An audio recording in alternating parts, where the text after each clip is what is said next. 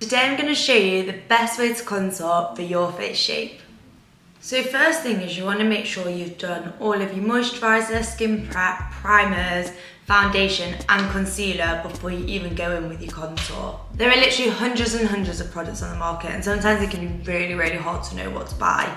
You can either go for something that's like a cream bronzer that's very warm tones and really warms your face while sculpting you, or you can go for something a bit more cool toned like a cool toned contour, or just most contour sticks are cool toned. It completely is preference and both do the job. It just depends on what kind of end look you want. I'm going to show you a few of my favourites just so that you can have an idea of the sort of products that work really well. One of them is the Pink Honey BFF Face Frosting. I think this is a really old packaging. It's one of my favourites because it literally lasts so long. You get so much product in here. I think it's 40 grams.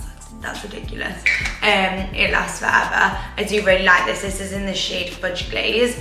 I also like the She Glam ones. These are actually really good and they're so affordable. And I like that it already has a little applicator because you don't need an extra brush of for the smaller details. I also really like the Smashbox Studio Skin Shaping Foundation Stick. Basically it's got a contour side, so one side's foundation and one side's a contour, and this works really well. And again, you don't need like a little brush to sort of do the shaping for you. Okay, now let's get into placement. I'm really aware that my face shape is not going to match all of these, so some of them will not work on me, but I'm just going to map out the placement so that you know, depending on your face shape, where you would be best to place your contour. So first shape we're going to do is round. With a round face, you kind of want to think about elongating the face because you've already got the roundness, so you're wanting to kind of bring it down a bit and just bring it a bit slimmer. So this is the sort of size brush that I like to use, and I'm just using the Pink Honey bronzing face frosting thing, and I've just coated my brush, and I'm not going to go into too much, but basically you want to kind of follow your forehead round, and then you want to bring it down and you just want to follow it round. I'm not going in with too much product, like this is a very light layer, but you want to do that. And then you also are going to want to kind of give your jaw a bit more of a definition. So I'm just going to go up like that. Obviously I'm super aware this is not normally where I would put my contour. I'm just going to show you where I would also, if you had a round face shape, put a highlight so you can screenshot this and then have it ready for when you're doing your contour so that you can get the placement perfect. So that's personally where I would put the contour for a round face shape. Next face shape we're going to do is diamond. Diamond's a bit of a strange one for contouring because we're trying to avoid sort of making the forehead any smaller as it's already quite small, so you don't need to focus much up here.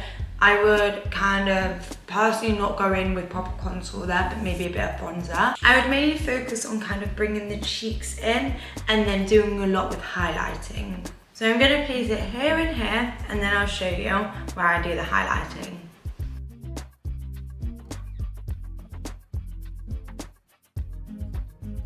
This is the sort of placement I would do for a diamond face shape. Obviously it doesn't look the best on me because I definitely need to make my forehead smaller. You can also do a bit of nose contouring, but I am going to show you the best way to contour your nose after I've shown you all of the different face shapes. Next up is rectangle. My face shape isn't a million miles off rectangle. It definitely is more oval because I've got that rounder forehead, but you can get away with a sort of rectangle contour on an oval face shape as it's not that dissimilar. A lot of the focus is on the forehead for a rectangle, so you're going to go all the way across, sort of trying to make it more of an oval. Obviously mine looks quite oval because it is. And you want to do a lot of lifting up. I would say as a rule of thumb with contouring in general, things just want to move upwards rather than dragging them down. That will just help things look more sculpted and lifted. Rectangle shape normally means that your forehead is already a decent size, so you probably don't want to highlight it too much. So your normal foundation probably will already do, but if you're not wearing foundation and you're just sort of wearing primers and then you're filling in with contour and concealer, you could put a little bit there, but I'm going to avoid it, and I'm just mainly going to do under the eyes, and then I'm going to do the chin. That's personally where I would place my contour if I had a rectangular face, just to try and make it a bit more round and not quite as harsh. And the final face shape that I'm going to show you is my own, which is oval. I like to personally shorten my forehead, so I like to contour here and just here. I also like to sculpt my cheekbones. For an oval face shape, I have decent cheekbones anyway, but I like to just sort of lift. A good rule of thumb when you're contouring is to not go below your cheekbone. That will fall in line with your top of your ear. So if you can kind of see that line bit, you want to stick above this and go up. A good way to do this is kind of just remind yourself by making it go up already. So when we blend this out, we're only blending up, we're not blending down. We don't want to drag this down into the rest of our face. It will pull your face down and make it look more saggy. So that's why I'm going to put my contour. However, I'm going to quickly show you how I contour my nose as well. So you want to take a really small amount of product, and the first bit I like to do is just kind of go in here, just so that it can kind of narrow your bridge. This bit can be really wide on some people, so if you put a bit of contour there, that will make it the illusion that it's smaller than it is. And then I like to follow it just down the bridge of my nose. It doesn't need to be perfect, that is not very neat at all. I personally like to also do the tip of my nose, just to give it more of that like lifted up look. And then you can go in with concealer and put that in certain places. So I like to kind of tip and just there. And that's how I do my nose contour shape. I'm going to also show you the placement I do my concealer so you can see the two together. Remember, we're trying to keep things lifted, so actually regardless of your face shape, you can always kind of go in with that little under the wing of your eye sort of shape to keep it lifted and up to the heavens. You might be tempted now to blend this in with a beauty blender, but I just don't think it keeps it very precise. And I think the most important thing when you're contouring is to keep it precise. We've put it in specific placements for a reason. We don't want to move it all around. We don't want it to come across here if you're not meant to be contouring there. We don't want it to come into the concealer. We want it to stay where we've put it.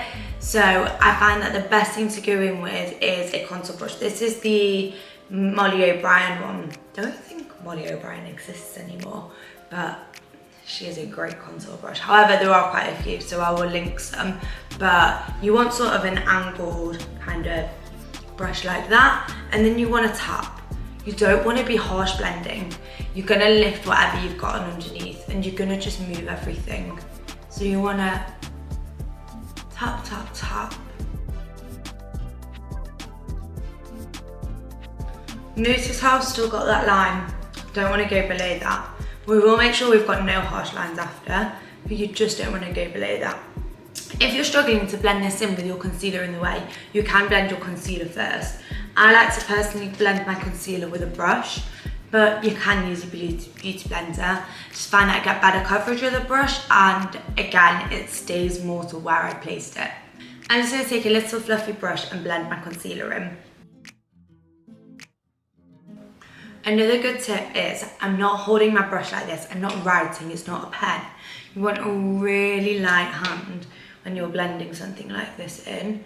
You'll find that you don't pick up as much product from underneath. You're not disturbing as much. And then you can go back in with your brush and just diffuse the contour even more, now that your concealer is not in the way. If you feel like you do still have harsh lines, this is the point where you can go in with a beauty blender. Beauty blenders are also super good if you've got any excess product, as they soak a lot of product up. This is actually a dry one, but you can use a damp one as well. And then we're just going to pat in the jawline. I do like to take this sometimes a bit down my neck, just so that it's all nice and blended. And then I will just go in with a beauty blender just to make sure there is no harsh lines. If you've not put any foundation on and you do want some coverage, you can also put some concealer here, as you do want to try and keep this part of your face quite light so that you're not kind of merging the two contours from your cheek to your jaw. To blend in my nose contour, I like to go in with a much smaller brush. You want to keep this really precise so that you're actually contouring your nose. So I'm just going to go down the side in really small motions. I'm just going to blend that in. And you can bring this sort of into your eyes. And if you're wanting to do an eyeshadow look, you can kind of bring this into your eyeshadow. And even carry on with the same cream contour and just sort of take that into your crease.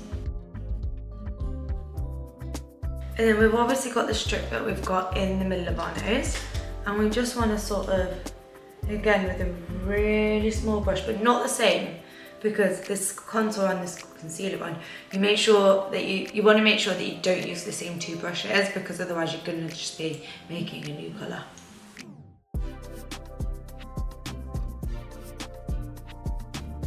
And that is my nose contoured. Okay, I'm gonna go away now and finish this face of makeup and show you how it looks at the end. And that is the finished look, all sculpted and contoured. Let me know in the comments what else you want to see.